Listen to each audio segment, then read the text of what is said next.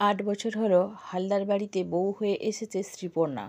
বিয়েটা দেখাশোনা করেই অনুজা দেবী নিজে এসে পছন্দ করে গিয়েছিলেন শ্রীপর্ণাকে। তা সত্ত্বেও অনুজা দেবীর মনের মতো বৌমা হতে পারেনি শ্রীপর্ণা। এদিকে শ্রীপর্ণা বাবা মায়ের একমাত্রই মেয়ে। বিয়ের পাকা কথা বলতে গিয়ে অনুজা দেবী বলেছিলেন, দাবি দাওয়া তো আমাদের কিছুই নেই, তবে মেয়েকে যা গয়না দেবেন একটু ভারী ভুরিই দেবেন। আমাদের হালদার বাড়ির বউ হয়ে যাচ্ছে, লোকে দেখে কেউ না বলে কোনো জিনিস খারাপ হয়েছে। শ্রীপর্ণার বাবা জয়াশিসবাবু নিজের সাধ্যমতো মেয়েকে সাজিয়ে দিয়েছেন, কিন্তু সেসব গয়না শ্রীপর্ণার শাশুড়ি অর্থাৎ অনুজা দেবীর পছন্দ হয়নি। বিয়ের পর থেকে গয়না নিয়ে কম কথা শোনায়নি শ্রীপর্ণাকে। শ্রীপর্ণা শান্ত স্বভাবের মেয়ে। শাশুড়ি 10টা কথা বললেও শ্রীপর্ণা সেভাবে কিছু বলতো না। তবে চুপচাপ সব কিছু মেনে নিলে তাতে সুবিধা কিছু হয় না, তাতে দোষ না করেও আসামি সাজতে হয়। তা সত্ত্বেও কখনো কখনো মনে হয় সব কথার জবাব দিতে নেই। জবাব না দেওয়াটাই এক প্রকার জবাব। বিয়ের পর থেকে 8 বছর কেটে গেছে, অনুজা দেবীর কোনো পরিবর্তন নেই। ভুল ত্রুটি যাই হোক বা না হোক, দুটো কথা শোনাতেই হবে। আসলে কিছু মানুষের স্বভাবটাই এমন, ভালোটাকে কিছুতেই ভালো বলতে পারবে না। যেন তেন প্রকারেণ সামনের মানুষটাকে দোষী করে তুলতে পারলেই শান্তি। দেখা গেছে শ্রীপর্ণা খুব ভালো করে রান্না করলেও খুঁত একটা বের করবেই। খারাপ হলে তো দেখতেই নেই, বাজে কথা বলতে ছাড়বে না। প্রথম প্রথম খারাপ লাগলেও এখন আর কিছু মনে করে না শ্রীপর্ণা। অভিযোগ আর দোষ শুনতে শুনতে মানুষ একটা সময় অভিযোগকারীকে কোনো গুরুত্বই দেয় না আর। ব্যাপারটা গা সওয়া হয়ে গেলে যা হয় আর কি। শ্রীপর্ণা শুধু শাশুড়িকে এখন একটাই কথা বলি, আপনি আমাকে যে এত কথা শোনান, বাজে কথা বলেন, এগুলো আমার ছেলের সামনে শুধু বলবেন না। ও তো ছোট, এই সব কথাবার্তা ওর সামনে না বলাই ভালো। ছোট মনে এগুলো প্রভাব ফেলতে পারে। শ্রীপর্ণার কথায় অনুজা দেবী কোনো কর্ণপাতই করেননি। ওই যে কথাই আছে, চোরে না শোনে ধর্মের কাহিনী। অনুজা দেবী চলেন নিজের মতো, তাতে কার ভালো হলো আর কার মন্দ হলো সেসব উনি দেখেন না। এদিকে এই সব ঝামেলার কথা শ্রীপর্ণা রাজেশের কোন কানেও তোলে না। রাজেশ অর্থাৎ শ্রীপর্ণার হাজব্যান্ড বিয়ের পর একবার অভিযোগ জানিয়েছিলেন রাজেশকে। তার উত্তরে রাজেশ বলেছিল, তোমাদের এই মেয়েলি কুটকাচালি আমাকে একদম শোনাবে না। নিজেরা ঝগড়া করলে নিজেরাই মিটিয়ে নিও। তুমি কিংবা মা কেউ আমাকে কারো নামে নালিশ করতে এসো না। মাঝখানে পড়ে আমি ওই শাঁকের করাত হতে চাই না। অফিস থেকে বাড়ি ফিরলেই মা অভিযোগ করবে তোমাকে নিয়ে, তুমি অভিযোগ করবে মাকে নিয়ে। আমিও তো একটা মানুষ, ঝামেলা করলে নিজেরাই মেটাবে। তারপর থেকে শ্রীপর্ণা এসব ব্যাপারে কোনো কথাই রাজেশের কানে তুলত না। সেদিন ঘটল একটা ঘটনা। ছুটির দিন বলে রাজেশ বাড়িতেই ছিল। রাজেশ তখন ঘুমাচ্ছিল। অফিস না থাকলে একটু দেরিতেই ঘুম থেকে ওঠে রাজেশ। তো সাত সকালেই অনুজা দেবীর সাথে এক প্রতিবেশীর ঝামেলা বেঁধেছে। ঝামেলা মানে সে ধুন্ধুমার ঝগড়া, সামান্য একটু জায়গা নিয়ে দীর্ঘদিনের অশান্তি।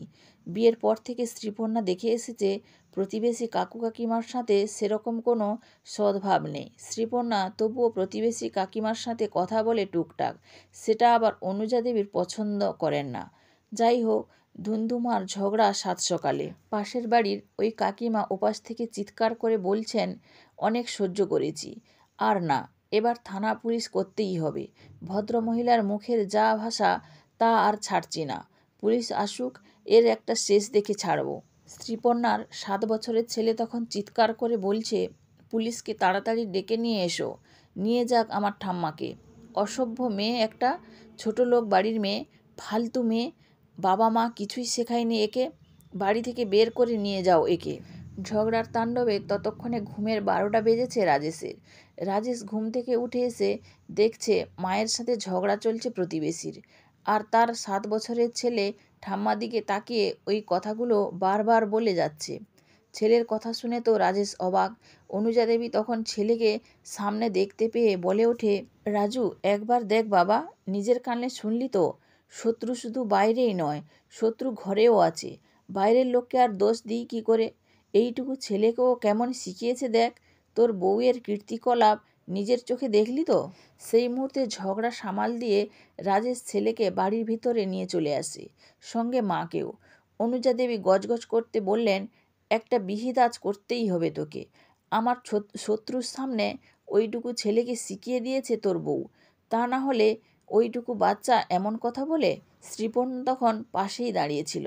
রাজেশ প্রতিবাদ করে ওঠে অনুজা দেবীর কথায়, বলে, আমি তো শ্রীপর্ণাকে চিনি, ও অন্তত এই কথাগুলো ছেলেকে শেখাবে না। তাহলে এইটুকু ছেলে এসব কি করে বলল? নিশ্চয়ই শিখিয়েছে। মা, তুমি শান্ত হও, আমি দেখছি বিষয়টা। ও তো বাচ্চা, ওকে বুঝিয়ে বললে ও কথা শুনবে।